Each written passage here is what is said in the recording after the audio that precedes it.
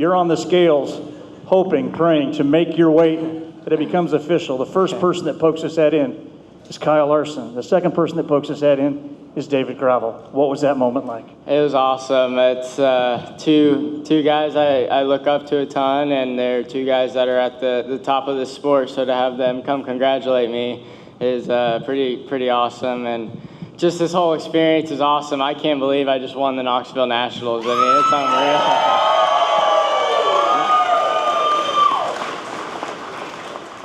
I would join you with that unbelievable comment, as would this entire room, but yet you did it. Never before, perhaps, has there been a more popular winner as well. Normally, when a second and third place guy are sitting up here, they're not clapping for the winner. But all the way up and down the line, what did it mean to have this caliber of competition come and greet you in victory lane and all the steps along the way to let you know exactly what you did? Again, that probably will not sink in for quite some time. Right. No, it's sinking in for sure. It's still unbelievable. And like I said, to have the top guys in the sport come congratulate me, makes me feel really good. And I think it says a lot about those guys too. And no, I can't believe it. It's unbelievable. Sit back for just a couple seconds and let this thing soak in as we turn our attention to our second place finisher, Rico Abreu. Rico, it's not very often where you come home second and you almost got to hand it to the guy, but was there anything different that you could have done to perhaps become that first guy to win the 360 and 410 Nationals in the same year?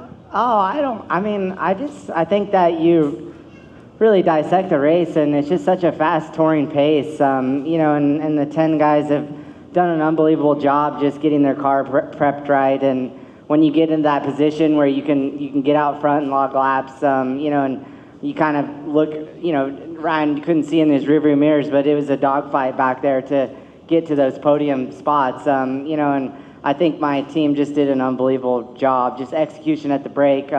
We continued to pass cars, and that's what we come here to do, is just position ourselves. So, I just am more than happy with my team, and congratulations to Ryan. That's what an incredible career, and I sit back and just watch his success, and with the team that's put together for him, and you can see in those guys' eyes the belief they have in him, and for him just to, drive a Cadillac around there is pretty cool to watch.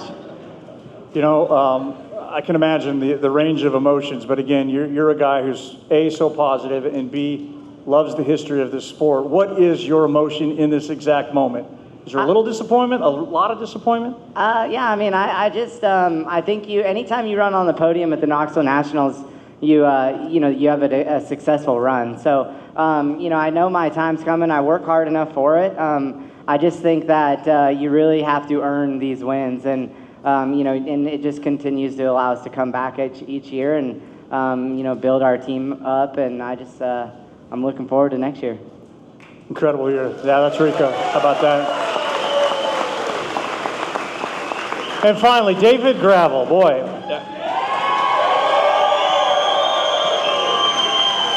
I would love to ask you why you drove like a pissed off teenager, but there's a pissed off teenager that did a little bit better, but 21st to 3rd. What was the motivation, and how did it come together tonight? Yeah, the motivation is to try to beat everybody out there, no matter if they race NASCAR or not. But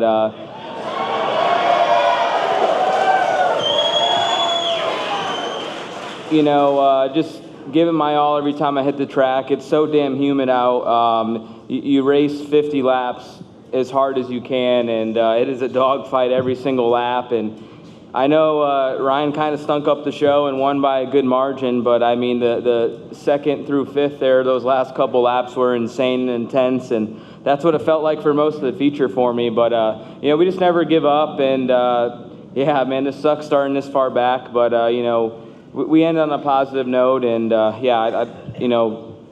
Ryan doesn't realize what he did here today. Being high point guy, winning every lap, like it is.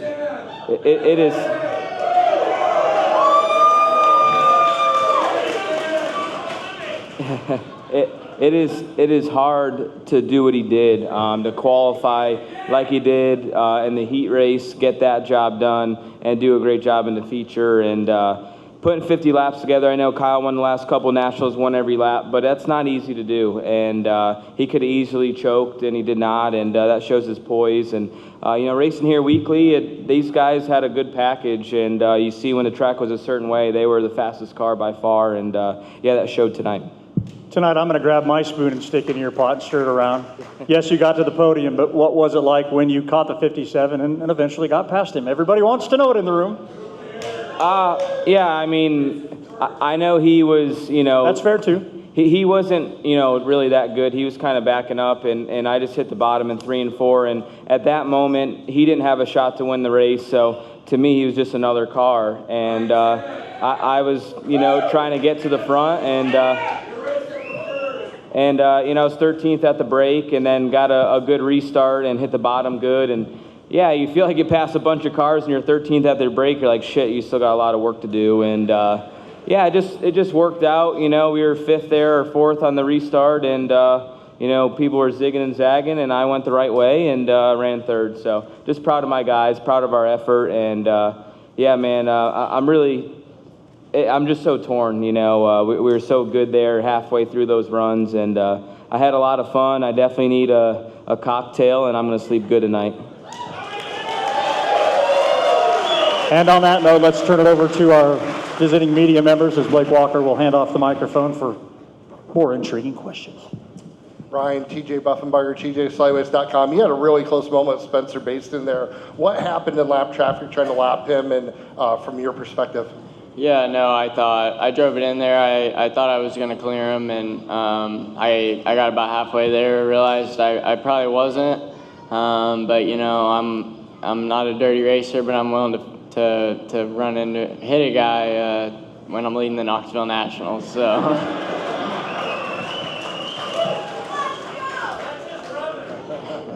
Robin's racing, that's right. Ryan, Jeremy Elliott, SprintCarUnlimited.com. I talked to you on the other day about this.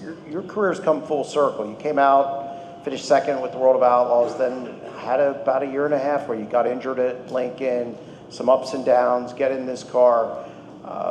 Looking at it now, how much did you need maybe to have some of the down times to realize this dream of winning the Knoxville Nationals? Yeah, no, I think you can't appreciate the good if you don't go through the bad. So we had a little stretch there where nothing could go well for me, and we weren't running good anywhere really, and we decided to change things up, and I for whatever reason this car just suits me a lot better, and it drives like a dream around here for sure, and we had just kind of a perfect scenario tonight. It was top side for me in 3 and 4, which I do fairly well on the top, and then the bottom it was you could run it in really hard and 1, and then just past the center of the corner you could kind of drive back up across the middle through the crumbs up to the wall, so you didn't have to do really a whole lot of pedaling,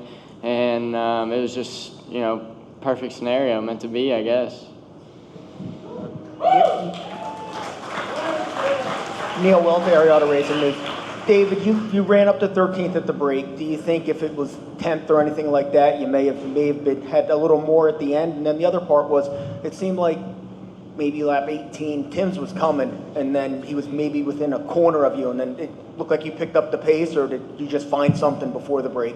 Yeah, you're racing around a lot of good guys, and I was racing with J-Mac and Buddy for a lot of the race there and early on, and was kind of messing with the bottom and found the top of 3 and 4 and really changed my pace and started, really ripping there. And I seen we went a little bit past halfway, which was nice, but I wish we had a couple more laps because I think there was 4 or 5 guys right in front of me that I could pass, and they were kind of hanging on. And then on the restart after the break, I got a good start and kind of got under Peck, and I kind of bailed on it, and that cost me about a lap and a half. I think if I forced in there, I probably would have crashed. But that was a mistake on mine to try to force it where there wasn't a lane, and probably should have went around them. And there's a couple corners, probably 4, 5, 6 corners I wish I could get back. But when you're racing a different guy every couple laps, you just don't know exactly where their lanes are, and you just got to react and put your head on the swivel there. So it wasn't a perfect race by any means, but we put together the last 10, 15 laps of those runs. We put together some really good laps. Rico, Mike Mellett, DirtTrackDigest.com.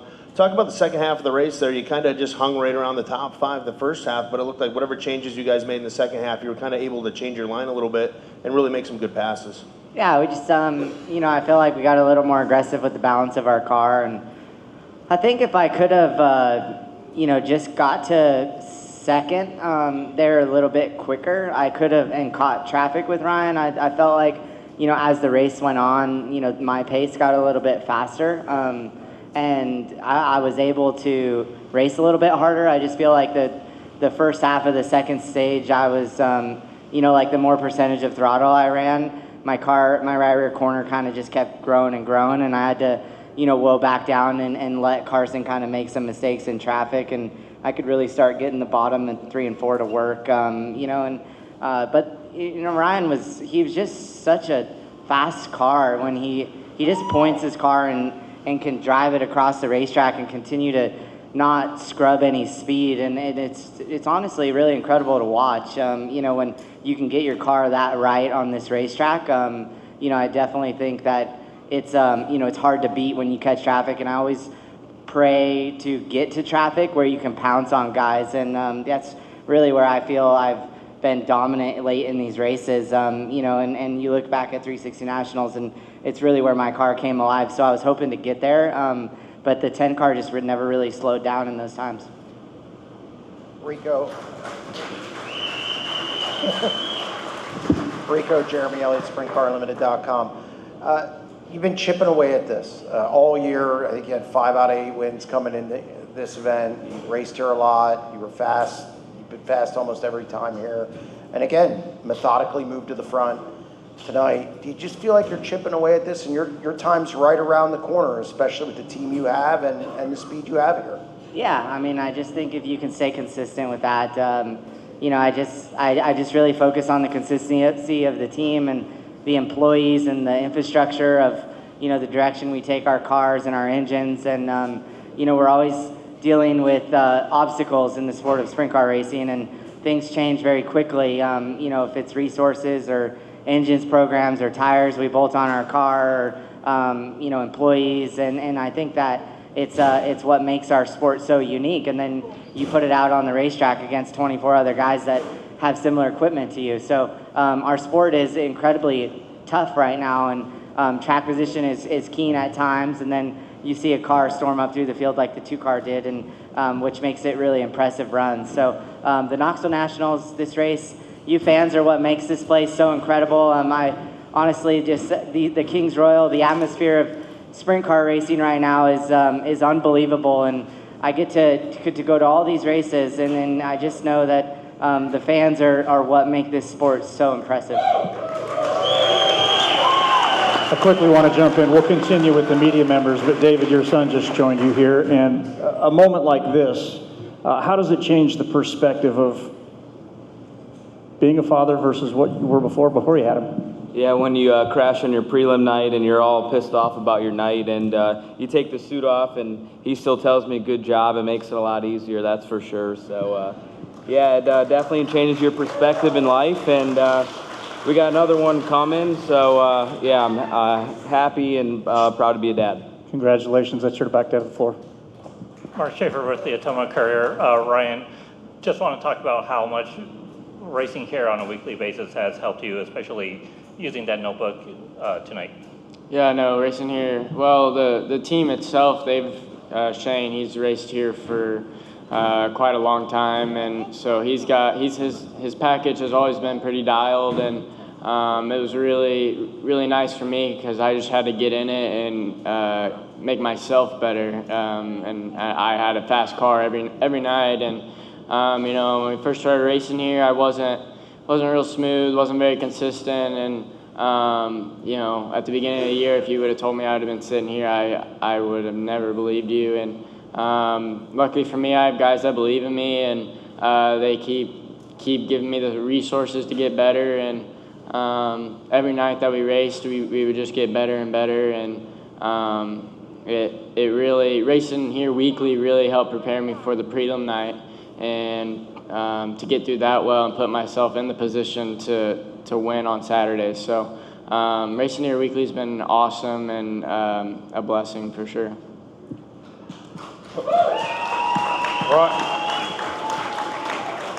Brian Scott Jackson of the Oscars Herald. I asked you after Wednesday night what the next 48 hours are going to be like for you, getting ready for this. What have the last 48 hours been like, and have you allowed yourself to envision being in a moment like this right now in the last couple of days? Yeah, all day today this is all I was thinking of was what it'd be like to be standing in victory lane and what it'd be like to win this thing. And you know, I was driving here on driving to the track at some point today, and I just had the butterflies in my stomach all the way here, and I wanted to win this so bad for mainly my team, for myself as well, but just for Shane and everyone. And I don't want to say I knew I was going to win, but I just felt really good and confident about it going into it. And I think that says a lot about my car too, being able to have such a good piece to be that confident in. And I don't know, it's been a really relaxing last 48 hours up until today, and then I was pretty nervous wreck all day. And then once we got going and the green flag dropped, it really kind of felt like any other race though, being out up front. Let's go ahead and make this the final question, Jeremy, as we got fans waiting in the pits and drivers still in fire suits.